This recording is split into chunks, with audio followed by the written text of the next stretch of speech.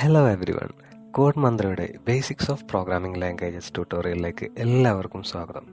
കഴിഞ്ഞ 2 വീഡിയോസിൽ എന്താണ് പ്രോഗ്രാമിംഗ് ലാംഗ്വേജ്, അതുപോലെ എന്താണ് high level and low level programming languages എന്നും നമ്മൾ മനസ്സിലാക്കി.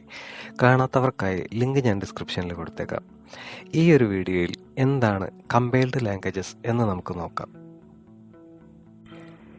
കമ്പൈൽഡ് ലാംഗ്വേജസ് എന്നാൽ നമ്മൾ എഴുതുന്ന കോഡ് കമ്പൈലർ എന്ന ഒരു പ്രത്യേക തരം സോഫ്റ്റ്വെയർ വെച്ചുകൊണ്ട് മെഷീൻ കോഡിലേക്ക് മാറ്റുന്ന തരം ലാംഗ്വേജസ് ആണ്.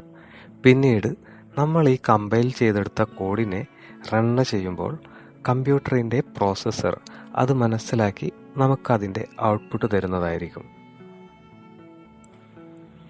ഇനി ഇതെങ്ങനെ പ്രവർത്തിക്കുന്നു എന്ന് നോക്കാം. ഇതൊരു സ്റ്റെപ്പ് ബൈ സ്റ്റെപ്പ് പ്രോസസ്സാണ്. ആദ്യം നമ്മൾ ഏതെങ്കിലും ഹൈ ലെവൽ ലാംഗ്വേജ് വെച്ച് കോഡ് എഴുതുന്നു.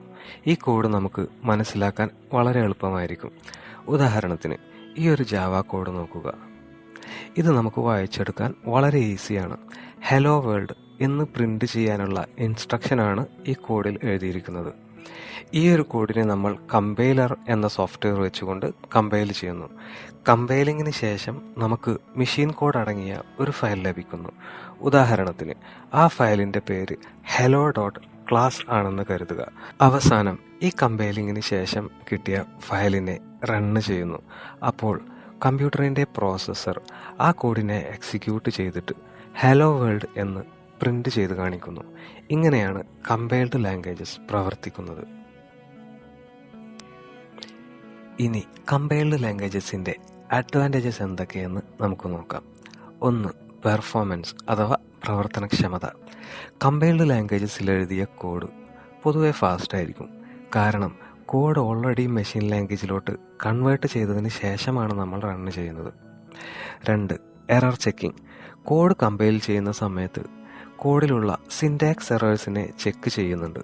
സിൻടാക്സ് എറർ എന്നതിനെ ഇംഗ്ലീഷ് അല്ലെങ്കിൽ മറ്റു ലാംഗ്വേജസിലെ ഗ്രാമാറ്റിക്കൽ എറേഴ്സുമായി നിങ്ങൾക്ക് റിലേറ്റ് ചെയ്യാവുന്നതാണ്.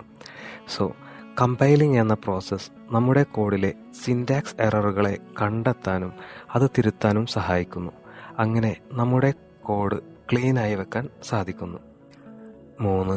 പോർട്ടബിലിറ്റി. ഒരു കമ്പ്യൂട്ടറിൽ കമ്പൈൽ ചെയ്ത് കിട്ടിയ ഫയലിനെ, അതായത് മെഷീൻ കോഡിനെ, നമുക്ക് മറ്റു കമ്പ്യൂട്ടേഴ്സിലും റൺ ചെയ്യാൻ സാധ്യമാണ്. സോ ഇത്രയും കാര്യങ്ങൾ നിങ്ങൾക്ക് ക്ലിയർ ആയെന്ന് ഞാൻ വിശ്വസിക്കുന്നു. അടുത്ത ഒരു വീഡിയോയിൽ എന്താണ് ഇൻ്റർപ്രറ്റഡ് ലാംഗ്വേജസ് എന്ന് നമുക്ക് പഠിക്കാം. സോ ഈ ഒരു വീഡിയോ യൂസ്ഫുൾ ആയെങ്കിൽ നിങ്ങൾ ലൈക്ക് ചെയ്യുക, നിങ്ങളുടെ ഫ്രണ്ട്സിന് ഷെയർ ചെയ്ത് കൊടുക്കുക, അതേപോലെ സബ്സ്ക്രൈബ് ചെയ്യുക.